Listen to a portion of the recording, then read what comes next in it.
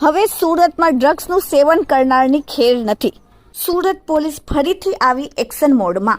સુરતમાં 31 ડિસેમ્બરને લઈને સુરત શહેર પોલીસ એક્શન મોડમાં આવી ગઈ. પોલીસ પાસે આવ્યું ડ્રગ્સ ડિટેક્શન મશીન. પોલીસે ₹15 લાખનું મશીન મંગાવ્યું. અલગ અલગ જગ્યા પર ચાલતી પાર્ટીઓ પર પોલીસ હવે દરોડા પાડશે. લોકોની લાળમાં સેમ્પલ લઈને પોલીસને આ મશીનની મદદથી ખબર પડશે કે વ્યક્તિએ નશો કર્યો છે કે નહીં. એસઓજીના ડીસીપી સરે કહ્યું કે 25 થી 31 તારીખ સુધી સખત હોટલોમાં, ફાર્મ હાઉસમાં અને જ્યાં પાર્ટીઓ થાય છે તે જગ્યાએ વોચ રાખીને ડ્રોન કેમેરાથી નજર રાખવામાં આવશે.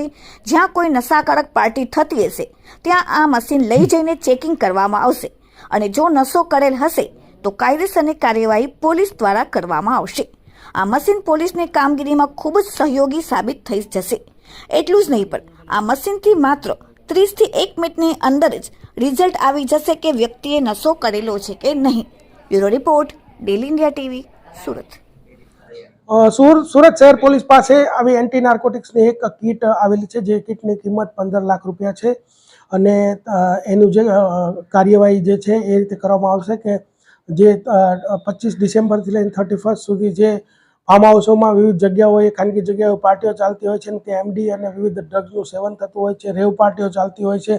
તો અત્યારથી જ અમારા હ્યુમન રિસોર્સિસ એ બાબતે કામમાં લાગી ગયા છે અને 25 થી 31 દરમિયાન તો ખૂબ ક્લોઝ વોચ રાખવામાં આવશે અને અમારી ખાનગી ટીમો ફરતી રહેશે અને ડ્રોનનો પણ ઉપયોગ કરવામાં આવશે અને જો આવી કોઈ રેવ પાર્ટીઓ થતી હશે તો એના ઉપર કાર્યવાહી કરવામાં આવશે અને આ કીટ સાથે લઈ જવામાં આવશે અને ત્યાં જ એમનું ચેકિંગ કરવામાં આવશે અને જો એ લોકોએ આવું કોઈ સેવન કરવામાં આવેલું હશે તો આગળની જે કાયદેસરની કાર્યવાહી હશે એ કરવામાં આવશે.